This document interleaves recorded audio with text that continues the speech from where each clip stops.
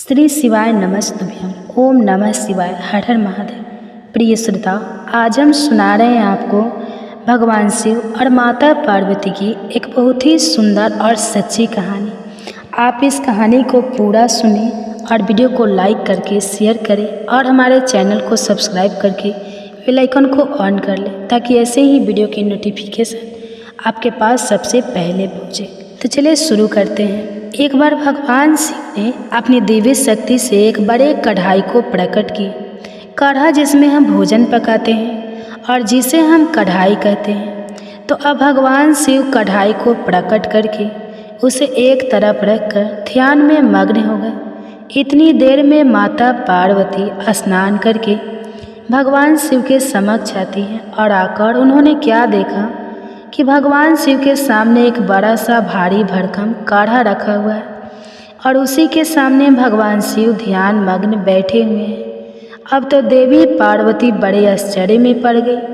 अब वे महादेव के ध्यान से बाहर निकलने की प्रतीक्षा करने लगी। जब महादेव का ध्यान समाप्त हुआ तब देवी पार्वती ने पूछा, हे देव, हे त्रिलोकीनाथ, हे मेरे प्रभु, बड़ा ही आश्चर्य है प्रभु, यह भारी भरकम बड़ा सा कढ़ा यह किस लिए लाया गया है? इससे पहले कि माता पार्वती आगे कुछ पूछती, भगवान शिव मुस्कुराते हुए बीच में बोले, देवी, हे पार्वती, आप इस कढ़ाई को देखकर इतना आश्चर्य मत कीजिए, क्योंकि आप हर दिन कोई ना कोई प्रश्न लेकर हमारे सामने प्रस्तुत हो जाती हैं और जब मैं उसका उत्तर देता हूँ और कहानी सुनाकर आपका मन बहलाता हूँ तभी आपको संतुष्टि होती है। इसलिए देवी, आज हमने इसी का प्रबंध किया है।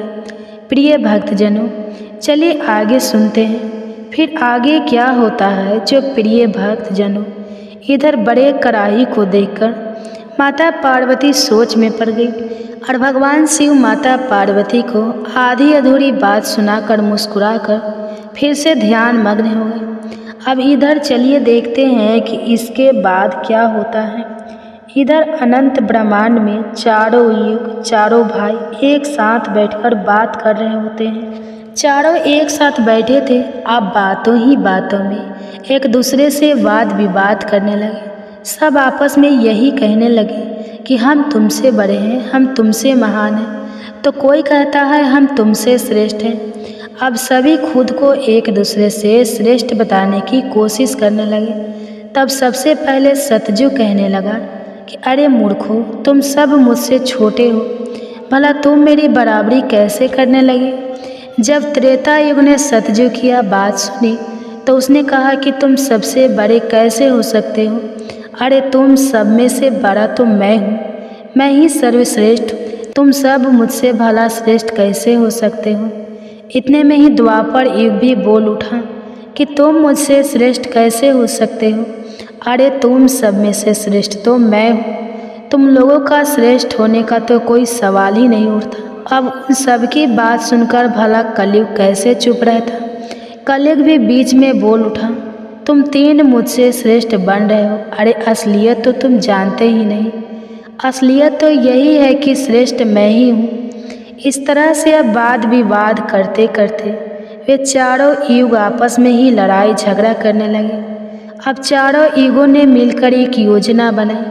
वे आपस में कहने लगे कि इस तरह तो वाद विवाद करके कोई फैसला ही नहीं हो पाएगा। हम सब मिलकर क्यों न कैलाश पर्वत पर चले।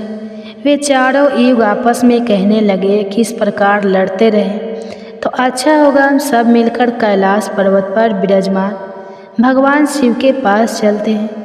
अब तो वही हमारा फैसला करेंगे। इस तरह से आपस में समझौता करके चारों युगों ने कैलाश पर्वत की ओर प्रस्थान किया।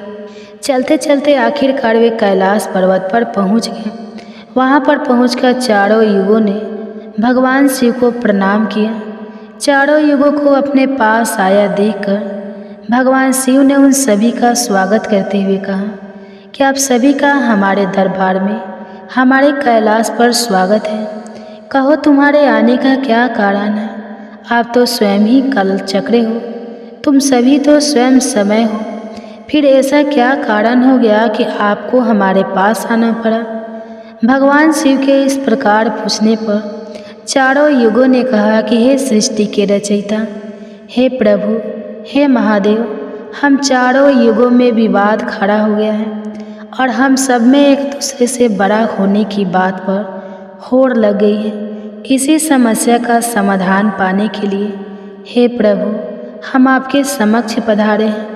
हम इस समस्या का समाधान खुद से करने में असमर्थ थे, इसलिए प्रभु अब तो आप ही हमारी इस समस्या का कोई समाधान ढूंढिए।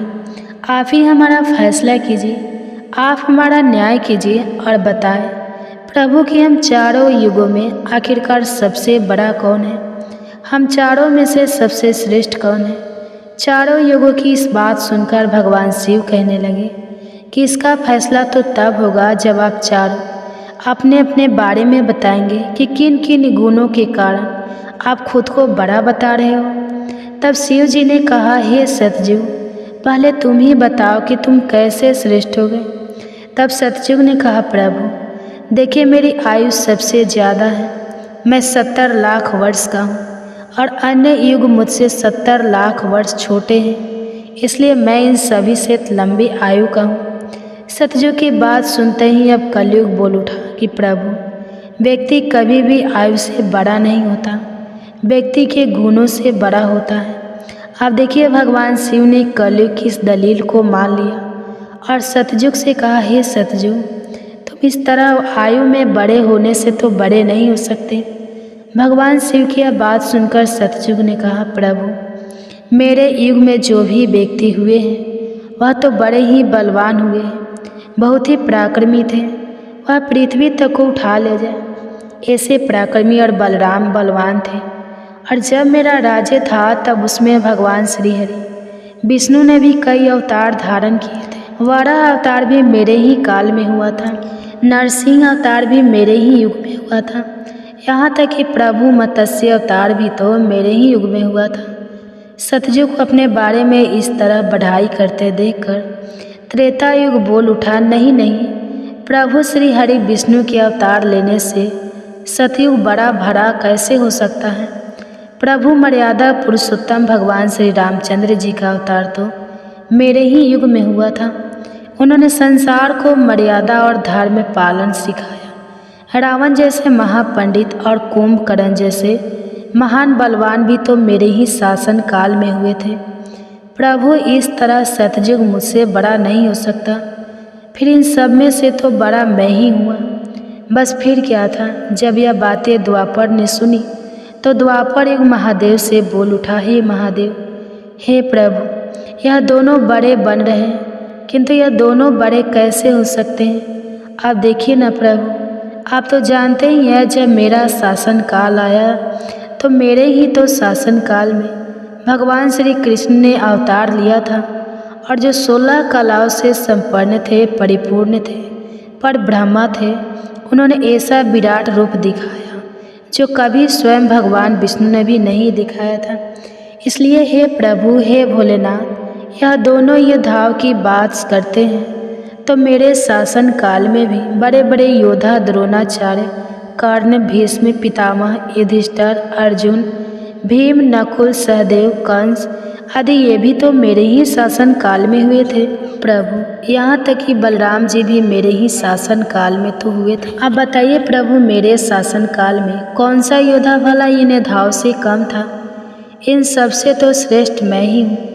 तब तक कलयुग भी बोल उठा कि प्रभु मैं इनकी बातें सही मानता हूँ, लेकिन इन तीनों के शासन काल में जो भी योद्धा हुए थे, जो भी अवतार हुए थे, उनमें कई काम चोरियाँ पाई गई थी और जिनके शासन काल में काम चोरी वाले मनुष्य होते हैं वे भला श्रेष्ठ कैसे हो सकते हैं। कलयुग कहने लगा, नहीं भगवान, मेरा शासन काल सबसे अच्छा है, क्योंकि मेरा शासन काल तो अच्छी अच्छी और नई नई तकनीकों से परिपूर्ण है। मेरा युग मशीनों का युग है, इसलिए मेरा शासन काल सबसे श्रेष्ठ है। अब भगवान शिव उन चारों युगों की बात को, उनके वाद विवाद को सुनकर मन ही मन विचार करने लगे कि किस प्रकार से इन सब की बातों का फैसला किया जाए और किस युग को श्रेष्ठ साबित किया जाए। वहीं पास में ही जगत जननी माता पार्वती भी भगवान शिव के साथ विराजमान थे। जो कि इन सभी युगों के वार्तालाप को बड़े ही ध्यानपूर्वक सुन रही थी। तभी माता पार्वती महादेव से कहने लगी, हे प्रभु, आप मन ही मन किस बात का विचार कर रहे हैं? अगर आपने इनका फैसला नहीं किया तो यह चारों भाई तो फिर आपस में ही कट मर जाएंगे, आपस में इस तरह की झगड़ा करते रहेंगे। प्रभु, इसलिए आपको इनका फैसला तो तुरंत ही करना होगा। अगर इन्होंने ऐसा किया तो सृष्टि का तो काल चक्र ही रुक जाएगा, समय का प्रभाव ही रुक जाएगा। इसलिए हे भोलेनाथ, अब आप ही कुछ कीजिए। माता पार्वती के इस आग्रह को सुनकर महादेव कहने लगे, हे देवी, ठीक है, मैं समस्त युगों की बात मानता हूँ और मैं ही इन चारों युगों की बात का फैसला करूँगा।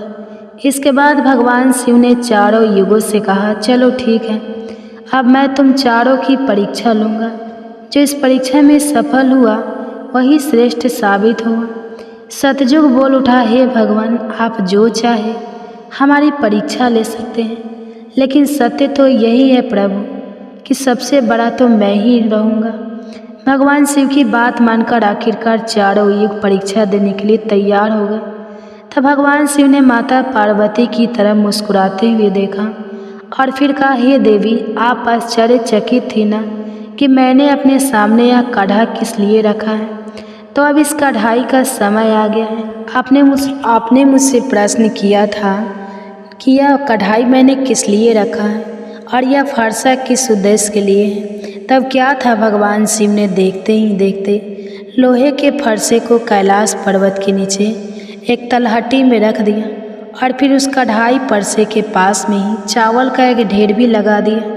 फिर भगवान शिव ने चारों युगों को बुलाया और कहा कि तुम चारों ही देख रहे हो ना, इसी से तुम चारों की अभी परीक्षा हो जाएगी। फिर भगवान शिव ने सतयुग से कहा, हे सतयुग, तुम मेरे 500 गणों को जो यहाँ बैठे हुए हैं भोजन बनाकर खिलाना है और इस परसे में रखे हुए चावल को बनाना है और इन चावलों को तुम्हारे ही युग का कोई व्यक्ति बनाएगा और मेरे यहाँ पर जितने भी गण हैं वह सब भोजन करेंगे। इसके बाद भगवान शिव ने आगे कहा, सतयुग, अब तुम्हारे ही युग का कोई व्यक्ति बनाओ और उसे यहाँ भोजन बनाने के लिए भेज दो। तब तक हम सभी लोग यहाँ खड़े होकर देख रहे हैं। भगवान शिव की बात जब सतयुग ने सुनी तो उसने ही बड़ा बलवान योद्धा बनाया। फिर सतयुग ने उस योद्धा से कहा कि जाओ बेटा, इस कढ़ाई में चावल बनाओ और बनाकर भगवान शिव के इन सभी 500 गणों को भोजन कराओ। अपने स्वामी की बात सुनकर वह सतयुग का व्यक्ति वहाँ आकर के देखता है जो हजारों टन से भी ज़्यादा का कड़ा है। उसने वहाँ पर एक चूल्हा तैयार किया और उस चूल्हे पर उस कढ़ाई को रखकर लकड़ियों की व्यवस्था की, आग जलाई और उस कढ़ाई में पानी डाला, फिर चावल डाले और जब चावल बनकर तैयार हो गए तब उसने भगवान शिव के सभी गणों को एक पंक्तियाँ में बैठा दिया और उन सभी को उसने भोजन कराया। सभी गुणों को भोजन कराने के बाद वह बलवान योद्धा अपने स्वामी सतयुग के पास वापस आया और उसे प्रणाम किया। तो सतयुग ने शाबाशी से उसकी पीठ थपथपाई और कहा कि आज तुमने मेरी लाज रख ली, अब तुम यहाँ से जा सकते हो। इसके बाद भगवान शिव ने त्रेता युग से कहा कि त्रेता, अब तुम अपने युग के कोई व्यक्ति को भेजो और यह जो काढ़ा रखा हुआ है इनमें चावल बनाकर मेरे सभी गणों को खिलाओ। त्रेता ने सुना तो कहने लगा कि ठीक है प्रभु, जैसी आपकी आज्ञा। अब त्रेता युग ने भी अपने समय के समान महान बलशाली कुंभकर्ण जैसे बलवान व्यक्ति को उत्पन्न किया और उससे कहा कि हे पुत्र, यह मेरे परीक्षा की घड़ी है, तुम्हें भगवान शिव के समस्त सभी समक्ष गणों को भोजन बनाकर खिलाना है। त्रेता युग के व्यक्ति ने उसे प्रणाम किया और उसके बाद वह वहाँ से तलहटी में चला गया। तलहटी में आकर उसने चूल्हा बनाया, लकड़ियों की व्यवस्था की, आग जलाई और एक हाथ से ही उस भारी भरकम कढ़ाई को उठाकर देखते ही देखते चूल्हे पर रख दिया। फिर उसमें पानी डालकर चावल डाले और जब चावल पक गए तब सभी गणों को बुलाकर उन्हें खाने के बाद भोजन कराया। इसके बाद वह वहाँ से तुरंत कैलाश पर्वत पर पहुँच गया जहाँ पर चारों युग विराजमान थे। इस प्रकार से त्रेता युग ने भी अपना कार्य पूर्ण किया। अब बारी आई द्वापर युग की। भगवान शिव ने द्वापर युग से कहा, हे द्वापर, अब मैं तुम्हारी परीक्षा लूँगा। जिस प्रकार से सतयुग और त्रेता युग ने परीक्षा दी है, ठीक इसी प्रकार से तुम्हें भी अब परीक्षा देनी होगी। यह सुनकर द्वापर युग ने बलशाली भीम के समान एक व्यक्ति को उत्पन्न किया और उसे आदेश दिया कि हे पुत्र, यह मेरे परीक्षा की घड़ी है, तुम्हें मेरी लाज रखनी है। अब तुम जाओ और बड़े से कढ़ाई में चावल बनाकर भगवान शिव के सभी गणों को भोजन कराओ और मेरी लाज बचाओ। यह सुनकर द्वापर युग के व्यक्ति ने अपने स्वामी को प्रणाम किया और वहाँ से तलहटी में चल पड़ा। तलहटी में जाकर उसने सबसे पहले चूल्हा बनाया, फिर आग जलाने के लिए लकड़ियाँ ढूंढी, लकड़ियों को चूल्हे में डालकर जलाया और पूरी ताकत लगाकर उसने उस बड़े से कढ़ाई को उठाकर जैसे तैसे खींचकर उसे चूल्हे पर रख दिया। वह तो द्वापर युग का व्यक्ति था, तो उसे थोड़ा ज़्यादा जोर लगाना पड़ा और बड़ी मुश्किल से वह कढ़ाई को उठा पाया। इस प्रकार से द्वापर युग के व्यक्ति ने भी चावल तैयार किए और भगवान के सभी गणों को भोजन कराकर वह फिर अपने स्वामी के पास वापस आया। उसके स्वामी द्वापर युग ने उसकी पीठ थपथपाई और उसे वहाँ से विदा किया। अब बारी आती है कलयुग की। तब भगवान शिव कहते हैं, हे कलयुग, अब तुम्हारी बारी है। तुम उस कढ़ाई का वजन देख रहे हो ना, उसका वजन कम नहीं होगा, उसका वजन उतना ही रहेगा, हजारों टन का। लेकिन अब तुम्हें परीक्षा देनी है। तुम तो मानने को तैयार ही नहीं थे कि तुम सबसे छोटे हो, लेकिन तुमने माना ही नहीं। तुम्हारे युग के आदमी की आयु भी मात्र 100 वर्ष की है। सतयुग की आयु 1 लाख वर्ष होती है, त्रेता युग में 10,000 होती है और द्वापर में 1,000 होती है। और हे कलयुग, तुम्हारे शासन में तो मात्र 100 वर्ष की आयु है। तुम्हारा आदमी भी छोटा होता है। जब भगवान शिव की यह बातें कलयुग ने सुनी तो कलयुग कहने लगा कि ठीक है प्रभु, मैं आपकी बात मानता हूँ, लेकिन आप मुझे पहले ही इस तरह से कहकर हताश मत कीजिए। प्रभु, आप तो एक न्यायकर्ता हैं, आपको सभी को बराबर मौका देना चाहिए। भगवान शिव कहने लगे, हे कलयुग, यह कढ़ाई देख रहे हो, हजारों टन का है। वहाँ चावल रखा है, हजारों किलो टन के हैं। और हे कलयुग, तुम्हारा व्यक्ति क्या यह काम कर पाएगा? कलयुग ने कहा, ठीक है प्रभु, अब आप मेरी करनी भी देखिए। कलयुग की बातें सुनकर तीनों युग उस पर हंसने लगे। भगवान शिव भी कलयुग की बातें सुनकर बड़े ही आश्चर्यचकित थे। अब कलयुग ने भगवान शिव से आज्ञा लेकर बड़े ही बुद्धिमान व्यक्ति को पैदा किया, जो बड़ा ही दिव्य व्यक्ति था। वह बहुत ही बुद्धिमान और सर्वगुण संपन्न था। इस तरह के गुणवान व्यक्ति को कलयुग ने पैदा किया और पैदा करने के बाद वह उस व्यक्ति से कहने लगा कि मेरे बेटे, अब तुम्हें अपनी शक्ति दिखानी है। कठिन परीक्षा का समय है। यदि तुम इसमें सफल हो गए तो मैं चारों युगों में सबसे छोटा हो जाऊंगा। कलयुग की बात सुनकर वह व्यक्ति अपने महाराज से कहने लगा, हे महाराज, इस एक कढ़ाई की बात करते हैं, आप इसे हजारों कढ़ाई भी अगर मेरे सामने आ जाए तो वह भी मेरे सामने कुछ नहीं है। जब उस कलयुग के व्यक्ति की यह बातें तीनों युगों ने सुनी तो वे उस पर हंसने लगे। अब वे हंस कर आपस में कहने लगे कि आज एक छोटा सा आदमी जिसकी लंबाई मात्र 3 हाथ है, यह भला क्या कर लेगा, जबकि हम युगों की लंबाई तो बहुत अधिक है। प्रिय भक्तजनों, यह बात तो बिल्कुल सत्य है कि सतयुग के लोगों की लंबाई 21 हाथ और त्रेता युग के व्यक्ति की लंबाई 14 हाथ थी और द्वापर युग के व्यक्ति की लंबाई 7 हाथ थी। और अब कलयुग के व्यक्ति की लंबाई तो मात्र 3 हाथ ही होती है। तीनों युग अब बड़ी जोर जोर से कलयुग पर हंस रहे थे। इधर कलयुग का आदेश पाकर वह कलयुगी व्यक्ति उस तलहटी में गया। तलहटी में आकर उसने देखा कि कढ़ाई का वजन तो सचमुच बहुत ही ज़्यादा है, इसे मैं आसानी से उठा नहीं पाऊंगी। तो उस व्यक्ति ने दिमाग लगाया और उस कढ़ाई के नीचे मिट्टी खोदना शुरू कर दिया। कढ़ाई तो उसने हिलाया तक नहीं, बल्कि उस कढ़ाई को बिना हिलाए डुलाए उसके नीचे एक भट्ठी तैयार कर दी। अब उसे लकड़ियाँ ढूंढने में भी ज़्यादा समय नहीं लगाना पड़ा, क्योंकि वहीं पर कुछ अधली लड़कियाँ पड़ी हुई थी वह कलयुग का व्यक्ति कितना दिमाग वाला था। उसने कुछ भी नहीं किया, कढ़ाई के नीचे भट्टी खोद दी और उसी में आग जला दी। चावल को कढ़ाई में डाल दिया और चावल में पानी डाल दिया। चावल इस प्रकार पककर तैयार हो गया। तब उसने भगवान शिव के 4 गणों को बुलाया और उन गणों से कहा कि आप मेरा साथ दीजिए और इन चावलों को आपस में परोस लीजिए। यह बात सुनते ही भगवान शिव के 4 हष्ट-पुष्ट गण चल देते हैं और देखते ही देखते कतार में बैठे सभी शिवगणों को उन 4 विशाल गणों ने चावल परोस दिए। इस प्रकार सभी गणों ने भोजन कर लिया। तब कलयुग के व्यक्ति ने उन 4 गणों से कहा कि अब आप सभी भोजन कर सकते हैं। तब कलयुग के उस व्यक्ति ने उन 4 गणों को भी भोजन कराया, फिर उस कढ़ाई को साफ किया और कढ़ाई को वहीं छोड़ दिया। इस तरह उसका काम भी पूरा हो गया।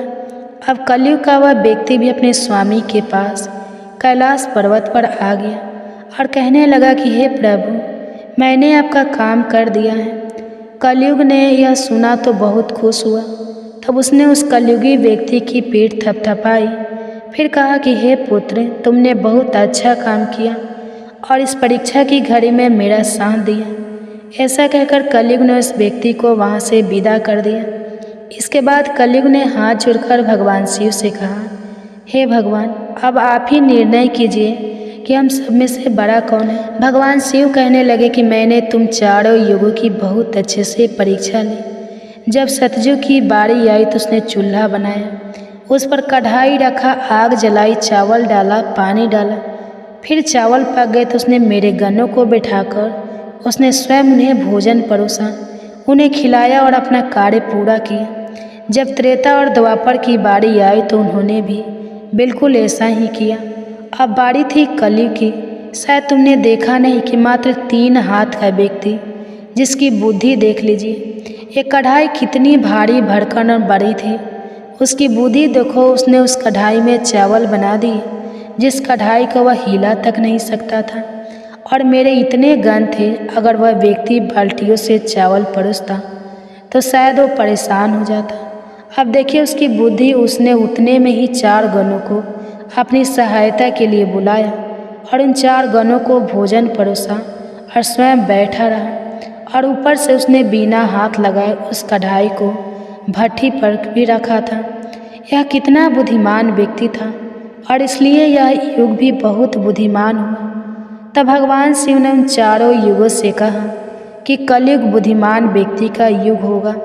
तुम सब जैसा शासन करते आए हो, चलो ठीक है, तुम सब की धर्म और निष्ठा भी रही है, सभी ने धर्म का अच्छे से पालन भी किया है, चलो ठीक है। लेकिन तुम्हारे युग के व्यक्तियों में बुद्धि का अभाव था, जिन्होंने कभी अपनी बुद्धि का उपयोग नहीं किया। अब देख लो, रावण और कुंभकर्ण जैसे असुर ने भगवान विष्णु के अवतार को ही नहीं पहचाना और अज्ञानतावश उनसे ही युद्ध कर बैठे। और कारण यह हुआ कि वे युद्ध में मारे गए। अगर उन्हें बिल्कुल भी अपनी बुद्धि का प्रयोग किया होता तो उनका इस प्रकार सर्वनाश नहीं होता। इसलिए हे चारों युगों, आने वाले कलयुग के राज्य में ऐसे ही बुद्धिमान व्यक्ति देखने को मिलेंगे। ऐसी ही तकनीक, ऐसी ही मशीनें बनाएंगे जिससे वे बैठे बैठे ही सारा काम कर सकते हैं, बैठे बैठे ही कोई भी काम कर सकते हैं। कलयुग में व्यक्ति एक ही दिन में भगवान को प्राप्त कर लेगा। इस प्रकार से भगवान शिव ने चारों युगों की समस्याओं का समाधान किया और कहा कि कलयुग की सबसे श्रेष्ठ युग है। यह सुनकर चारों युग अपने अपने धाम को संतुष्ट होकर लौट गए। माता पार्वती भी यह सब कुछ देख और सुनकर बड़ी प्रसन्न हुई। उनके मन में उठी जिज्ञासा भी शांत हो चुकी थी और उनका मन भी बहल चुका था। तो प्रिय भक्तजनों, आज की कथा अगर पसंद आई हो तो वीडियो को लाइक कीजिएगा, शेयर कीजिएगा, चैनल को सब्सक्राइब कीजिएगा और कमेंट्स में हर हर महादेव जरूर लिखिएगा। इसी के साथ आज आप हमारे चैनल पर शिव महापुराण की कथा भी जरूर सुनिएगा। तो प्रेम से बोलिए ओम नमः शिवाय।